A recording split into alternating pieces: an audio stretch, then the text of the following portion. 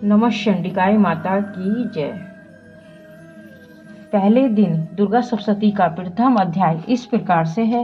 महर्षि मार्कंडेय जी क्या बोले, सूर्य के पुत्र सर्वाणी की उत्पत्ति की कथा विस्तार पूर्वक कहता हूँ, सुनो। सर्वाणी महामाया की कृपा से जिस प्रकार मवंतर के स्वामी हुए उसका हाल भी सुनो। पहले स्वाचरिस नामक मवंतर में चेतवंशी सुरथ नाम के एक राजा थे। सारी पृथ्वी पर उनका राज्य था। वे प्रजा को अपने पुत्र के समान मानते थे, तो भी कोल विध्वंसी राजा उनके शत्रु बन गए। दुष्टों को दंड देने वाले राजा सुरथ की उनके साथ लड़ाई हुई। कोल विध्वंसी संख्या में कम होने पर भी राजा सुरथ उनसे हार गए और वे अपने नगर में आ गए। केवल अपने देश का राज्य ही उनके पास शेष रह गया और इसी देश का राजा होकर राज्य करने लगे। किंतु उनके शत्रुओं ने उन पर वहां पर भी आक्रमण कर दिया। राजा को बलहीन देखकर उसके दुष्ट मंत्रियों ने राजा की सेना खजाना अपने अधिकार में कर लिया। राजा सुरथ अपने राज्य अधिकार को हारकर शिकार खेलने के बहाने घोड़े पर सवार होकर वहां से एक भयंकर वन की ओर चले गए। उस वन में उन्होंने महर्षि मेधा का आश्रम देखा। वहां महर्षि अपने शिष्यों तथा मुनियों से सुशोभित बैठे हुए थे। वहां कितने ही हिंसक जीव परम शांति भाव से रहते थे। राजा सुरथ ने महर्षि मेधा को प्रणाम किया और महर्षि ने भी उनका उचित सत्कार किया। राजा सुरथ महर्षि के आश्रम में कुछ समय तक ठहरे।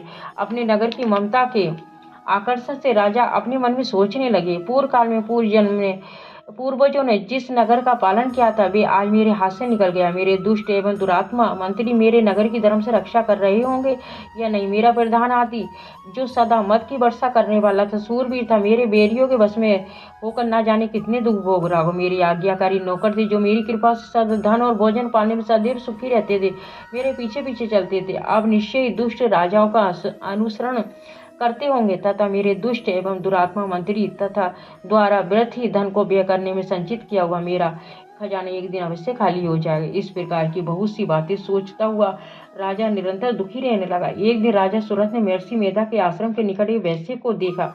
उससे पूछा कि भाई तुम कौन हो और तुम्हारे यहाँ आने का क्या कारण है? तुम मुझे शोकग्रस्त और अनमने से दिखाई देते हो। राजा की ये नम्र वचन सुनकर वैश्य ने महाराज सुरथ को प्रणाम करके कहा। वैश्य बोला, है राजन, मेरा नाम समाधि है। मैं धनियों के कुल में उत्पन्न एक वैश्य हूँ। मेरे दुष्ट स्त्री पुत्र आदि ने लोभ में मेरा सब धन छीन लिया है और मुझे घर से निकाल दिया है। इस तरह से मेरा मन दुखी होकर मैं वन में चला आया हूँ और यहाँ रहता हुआ भी इस बात को नहीं जानता हूँ कि अब मेरे घर में सब कुशल से हैं या नहीं है। यहाँ पर अपने परिवार का आचरण संबंधी कोई समाचार नहीं पा सकता और वे घर में इस समय कुशल पूर्वक हैं या नहीं, अपने पुत्रों के संबंध में भी नहीं जानता हूँ। वे सदाचारी हैं, दुराचार में फंसे हुए हैं। राजा बोले, जिस धन के लोभी स्त्री पुत्रों ने तुम्हें घर से निकाल दिया है, फिर तुम्हारा मन उनके लिए क्यों प्रेम करता है? वैश्य ने कहा, मेरे विषय में आपका ऐसा कहना ठीक है, किंतु मेरा मन इतना कठोर नहीं है। यद्यपि उन्होंने धन लोभ में पड़कर पितृ स्नेह को त्याग कर मुझे घर से निकाल दिया है तो भी मेरे मन में उनके लिए कोई कठोरता नहीं आती। ये महात्मा, मेरा मन फिर भी उनमें क्यों फंस रहा है? ये इस बात को जानता हुआ भी मैं नहीं जान पा रहा हूँ। मेरा चित्त उनके लिए दुखी है। मैं उनके लिए लंबी सांसें ले रहा हूँ। उन लोगों के में प्रेम नाम को नहीं है, फिर भी मैं ऐसे स्नेहियों के लिए मेरा हृदय कठोर नहीं होता। महर्षि मार्कंडेय जी ने कहा कि हे ब्राह्मण, इसके पश्चात महाराज सुरथ और वैश्य दोनों महर्षि मेधा के समीप गए और उनके साथ यथायोग्य न्याय संभाषण करके दोनों ने वार्ता आरंभ की। राजा बोले, हे भगवान, मैं आपसे एक बात पूछना चाहता हूँ, सो आप कृपा करके मुझे बताइए।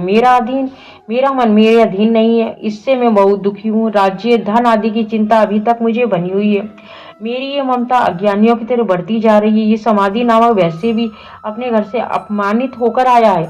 इसके स्वजनों ने भी इसे त्याग दिया है। स्वजनों से त्यागा हुआ भी ये उनसे हार्दिक प्रेम करता है। इस तरह से हम दोनों ही दुखी हैं। माँ बाप, उन लोगों के अवगुणों को देखकर भी हम दोनों के मन में उनके लिए ममता जनित आकर्षण उत्पन्न हो रहा है। हमारे ज्ञान रहते हुए ऐसा क्यों? अज्ञानी मनुष्य की तरह हम दोनों ये मूर्खता क्यों?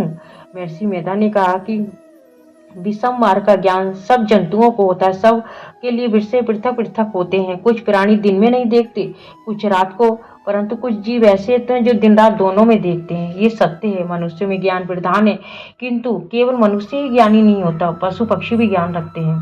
जैसे कि पशु पक्षी ज्ञानी है वैसे ही मनुष्य का ज्ञान है, जो मनुष्य में ज्ञान है वैसी पशु पक्षी में तथा अन्य बातें भी दोनों में समान एक जैसी पाई जाती है। ज्ञान होने पर भी इन पक्षियों को देखो कि अपने भूख से पीड़ित बच्चों की चोंच में कितने प्रेम से अन्न के दाने डालते हैं। हे राजन, ऐसा ही प्रेम मनुष्य में अपनी संतान के प्रति पाया जाता है। लोभ के कारण अपने उपकार का बदला पाने के लिए मनुष्य पुत्रों की इच्छा करते हैं और इस प्रकार मोह के गड़े में गिरा करते हैं। भगवान श्री हरि की जो माया है उसी से संसार मोहित हो रहा है, इसमें आश्चर्य की कोई बात नहीं है, क्योंकि वे भगवान विष्णु की योग निद्रा है। ये माया ही तो है जिसके कारण संसार मोह में जकड़ा हुआ है। ये माया है भगवती देवी ज्ञानियों के चित्त को बलपूर्वक खींचकर मोह में डाल देती है, उसी के द्वारा संपूर्ण जगत की उत्पत्ति होती है। यही भगवती देवी प्रसन्न होकर मनुष्य को मुक्ति प्रदान करती है। यही संसार के बंधन का कारण है तथा संपूर्ण ईश्वरियों की भी स्वामिनी है। महाराज सूरत ने पूछा, भगवान वे देवी कौन सी है जिसको आप महामाया कहते हैं? वे हे ब्राह्मण, वे कैसे उत्पन्न हुई, उसका कार्य क्या है, उसके चरित्र कौन कौन से हैं? हे प्रभु, उसका जैसा प्रभाव हो, जैसा स्वरूप हो, वे सब ही कृपा करके मुझसे कहिए, मैं सुनना चाहता हूँ। महर्षि मेधा बोले, हे राजन, वे देवी तो नित्य स्वरूपा है, उसके द्वारा ये संसार रचा गया है, तब भी उसकी उत्पत्ति अनेक प्रकार से होती है। वे सब आप मुझसे सुनो। देवताओं का कार्य सिद्ध करने के लिए प्रकट होती है, उस समय वे उत्पन्न हुई कहलाती है।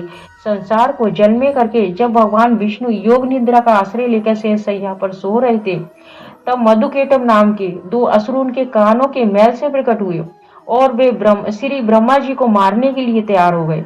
श्री ब्रह्मा जी ने जब उन दोनों को अपनी ओर आते हुए देखा, ये भी देखा कि भगवान विष्णु योग निद्रा के आश्रय में सो रहे हैं, तो वे उस समय श्री भगवान को जगाने के लिए उनके नेत्रों में निवास करने वाली योग निद्रा की स्तुति करने लगे। श्री ब्रह्मा जी ने कहा कि हे देवी, तुम स्वाहा हो, तुम ही स्वधा हो, तुम ही वशिष्ठकार हो, स्वर भी हो, तुम्हारा ही स्वरूप है, तुम ही जीवन देने वाली सुधा हो। नित्य अक्षर प्रणव में आकार उकार मकार इन तीनों में माताओं के रूप में तुम स्थित हो। इसके अतिरिक्त जो भी बिंदु पद अद्र मात्रा है जिसका विशेष रूप से उच्चारण किया गया है, हे देवी, वे भी तुम ही हो। हे देवी, संध्या, सावित्री और परम जननी भी तुम हो। तुम इस विश्व को धारण करने वाली हो, तुमने ही जगत की रचना की है, तुम ही इस जगत का पालन करने वाली हो, तुम ही कल के अंत में सबको भक्षण करने वाली हो। हे देवी, जगत की उत्पत्ति के समय तुम सृष्टि रूपा होती हो और पालन काल में स्थित रूपा हो, कल के अंत में संहार रूप धारण कर लेती हो। तुम ही महाविद्या, महामाया, मेधा, महारात्रि और मोहरात्रि हो। श्री ईश्वरी हो और बोध रूपा बुद्धि भी तुम ही हो। लज्जा पुष्टि तुष्टि शांति और क्षमा भी तुम ही हो। तुम खड़ग धारणी और शूल धारणी, घोर रूपा तथा गदा, चक्र, शंख और धनुष के धारण करने वाली हो। बाण, भुसुंडी और परी ये भी तुम्हारे अस्त्र हैं। तुम सौम्य सौमंतर हो। यही नहीं बल्कि तुम जितनी भी सौम्य सुंदर वस्तुएं हैं संसार में है उनसे बढ़कर तुम हो। पर अपर सब में रहने वाली सुंदर तुम हो। हे सर स्वरूपे देवी, तुम ही सत असत पदार्थ और उनमें जो शक्तियां हैं वे ही तुम हो। ऐसी अवस्था में भला तुम्हारी स्तुति कौन कर सकता है? इस संसार की सृष्टि पालन संहार करने वाले जो भगवान है उनको भी जब तुमने निद्रा के वशीभूत कर दिया है, तो फिर तुम्हारी स्तुति कौन कर सकता है? भगवान विष्णु तथा भगवान शंकर को शरीर धारण कराने वाली तुम ही हो। तुम्हारी स्तुति करने की शक्ति किसमें है? देवी, तुम तो अपने इन उदार प्रभावों के कारण प्रशंसनीय हो।